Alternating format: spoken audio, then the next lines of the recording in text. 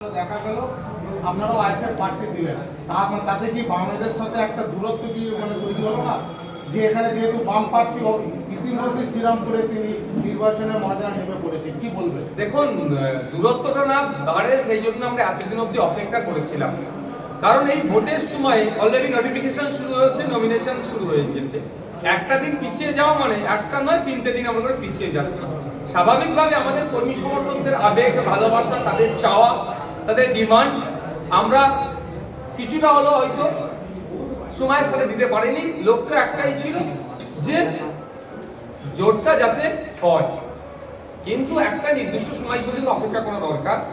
আমরা অপেক্ষা করছি। আমরা আমাদের পক্ষ থেকে ঘোষণার পরও আপনারা লিস্ট দেখলে বুঝতে পারবেন যে দ্বিতীয় ফেজের ঘোষণাতেও আমরা আশা করবো যাতে এমন না ঘোষণা করা হয় আপনার কথা অনুযায়ী যে লেফট দিয়েছে বা কংগ্রেস দিয়েছে সেখানে আমরা দিচ্ছি, এটা না হয়।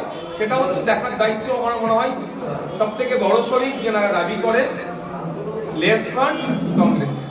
কংগ্রেসের সাথে কোনো আলোচনা হয়েছে আপনাদের? হয়েছে। কদিন বলেছে কোনো আলোচনা হয়নি? দেখুন, তাহলে ওনাদের পক্ষ থেকে যারা ফোন টোন করেছিলেন, টেলিফোনিক আলোচনা করেছিলেন, তাহলে তাদেরগুলো বা তাদের এগুলো পাবলিশ করতে হবে আমাদেরকে। তৃণমূল বলছে আমরা 35 থেকে 37টা জিতবো, বিজেপি বলছে 35টা জিতবো, আইএসএফ 8টা প্রার্থী ঘোষণা করেছে আজকে, কটা জিতবেন? তৃণমূল আর বিজেপিকে বলুন আপনারা নিজেদের মধ্যে কটা সিটের আপনারা করে নিয়েছেন, ভাগ করে নিয়েছেন। আপনারা কটা সিট ভাগ করেছেন এটার কোশ্চেন আগে নেই। আর আমরা আমাদের পক্ষ থেকে যে কটা প্রার্থী দিয়েছি আমরা বুথ দখলও করবো না, বুথ জ্যামও করবো না, গণনা কেন্দ্র মারপিটও করবো না, মানুষের কাছে অ্যাপ্রোচ করবো। মানুষকে বলবো আমাদেরকে ভোট দিলে, পার্লামেন্টে পাঠালে। এই কৃষক বিলের বিরুদ্ধে যখন বিল পাস হচ্ছিল, যাদেরকে পাঠিয়েছিলেন তারা ঘুমাচ্ছিল এক প্রকার, তাদের আমাদের প্রার্থী আপনাদের যখন জনপ্রতিনিধি হবে এরা ঘুমাবে না।